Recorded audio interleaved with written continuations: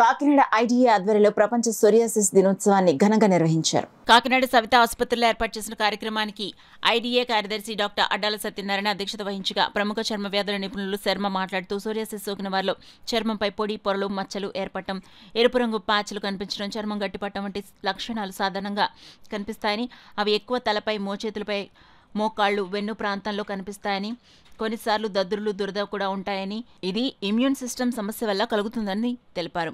Psoriasis అంటువ్యాధి కాదు, ఇది ఇమ్యూన్ సిస్టంలోని అసమతుల్యత కారణంగా వచ్చే దీర్ఘకాలిక సమస్య అని, కాబట్టి బాధ్యతలను దూరంగా ఉంచడం కంటే వారికి మానసిక మద్దతు ఇవ్వాలని కోరారు. కొంచెం ప్రిమిటివ్ ట్రీట్మెంట్స్ ఉండేవి, ఇప్పుడు బయోలాజికల్స్ దాకా చాలా పవర్ఫుల్ మెడిసిన్స్ డెవలప్ అయిపోయినాయి. సో అంటే ఇప్పుడు పేషెంట్కి అందుబాటులోకి వచ్చాయి.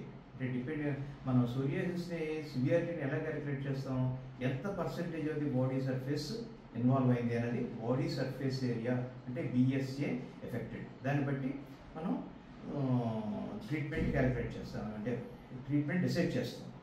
ఒక మాదిరిగా ఉంటే మిథోట్రెక్సేట్ ట్యాబ్లెట్ కానీ, లేకపోతే సివియర్గా ఉంటే సైక్లోస్పోరిన్, ఇంకా బయోలాజికల్స్, అరిచేతులు అరికాళ్ళు వచ్చిన సోరియాసిస్ని మనం పామోప్లాంటల్ సోరియాసిస్ అంటాం, దానికైతే ఇసిట్రిటైన్ అన్న క్యాప్సూల్, ఇలాగ రకరకాల ట్రీట్మెంట్స్ అందుబాటులో వచ్చాయి. కాబట్టి ఇప్పుడు పేషెంట్లు ఎక్కువ ఏమీ ఆందోళన పడకుండా, ఎందుకంటే ఆందోళన అన్నమాట ఎందుకంటున్నానంటే stress and anxiety will increase the psoriasis. అందువల్ల ఆందోళన పడకుండా రకరకాల మెడిసిన్స్, ట్రీట్మెంట్స్ అందుబాటులో ఉన్నాయి. కాబట్టి అట్లీస్ట్ ఇంట్లో పేషెంట్ డాక్టర్ దగ్గర, స్పెషలిస్ట్ దగ్గరికి వచ్చి చూపించుకుని ట్రీట్మెంట్ తీసుకుంటే మనం మార్బిడిటీ అంటే సఫరింగ్ అది ఎక్కువ ఉండకుండా పేషెంట్కి కంఫర్టబుల్ లైఫ్ లీడ్ చేయొచ్చని నేను